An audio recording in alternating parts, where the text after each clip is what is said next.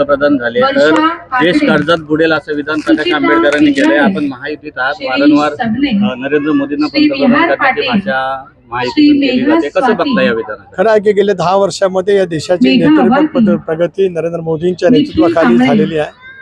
विकसित राष्ट्रांच्या तुलनेमध्ये आज तुमच्याकडे माझा भारत एक वेगळं स्थान त्या ठिकाणी मिळतोय. अशा वेळेला देशाला प्रगतीपथावरती नेण्यासाठी काय पायाभूत सुविधा निर्माण करण्यासाठी अनेक विकसित असलेल्या राष्ट्रांनी सुद्धा कर्ज घेतलेलं आहे. जपानच्या हायका यांच्याकडनं जे मिळालेलं कर्ज आहे, अटल सेतूचा मान्यता आला ते जवळपास 0% दराने आहे. पण आज एक अटल सेतू 22 किलोमीटर लांबीचा या देशातील सर्वाधिक जो पूल झाला तो तुमच्या आणि माझ्या रायगड जिल्ह्याला जोडणार आहे. अशा अनेक पायाभूत सुविधा रस्ते, विमान क्षेत्र असेल, रेल्वे असेल, इतरही बाबतीमध्ये असेल या नेतृत्वात्मक पैसे केली गेलेली आहे आणि राजकीय हेतूने कदाचित हे वाक्य असू शकते. सर, लोकसभा निवडणुकीच्या पार्श्वभूमीवर एक डाव त्या ठिकाणी शरद पवारांकडून खेळला जातोय असं बोललं जातं आणि अनिल तटकरे यांना देखील त्यांनी त्यांच्या गटामध्ये घेतलंय. कसं बघताय, हा फटका बसेल आपल्याला? एक असा की या बाबतीमध्ये मी अधिक काही बोलू इच्छित नाही.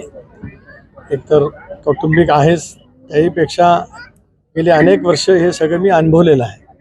यावरती भाष्य काय करण्यापेक्षा आता निवडणुकीला निर्धाराने सामोरं जाणं. महायुतीने हा मतदारसंघ राष्ट्रवादी काँग्रेस पक्षाला सोडला तर या निवडणुकीला तिसऱ्यांदा लोकसभेच्या निवडणुकीला सामोरं जाणं असं पक्षाच्या नेतृत्वाने ठरवलेलं आहे. माझ्या मनातही ठामपणाचा विचार आहे की आगामी निवडणुकीला सामोरं महायुतीने उमेदवारी दिल्या जायचं. धैर्यशील पाटील असतील किंवा विद्यमान तुम्ही आहात खासदार, आता शिंदे गटाने देखील उडी घेतलेली आहे, तर ते 3 पक्षाचा संघर्ष कसा होईल? मी आपल्याला ते सांगितलं की महाराष्ट्राच्या वेगवेगळ्या ठिकाणी अशा पैशा भावना व्यक्त केल्या गेलेल्या आहेत. याच्याबद्दलची योग्य ती नोंद माननीय अमितभाई शाह यांनी सुद्धा घेतलेली आहे. मी अतिशय जाणीवपूर्वक नम्रतापूर्वक निदर्शनास आणू इच्छितो आहे. मुख्यमंत्री महोदय, देवेंद्रजी, अजितदादा या सर्वांना त्या गोष्टी ज्ञात आहेत आणि म्हणूनच मी सांगितलं की पूर्ण क्षमतेने, पूर्ण ताकदीने महायुती आगामी येणाऱ्या निवडणुकीला सामोरं जाईल. रायगडसह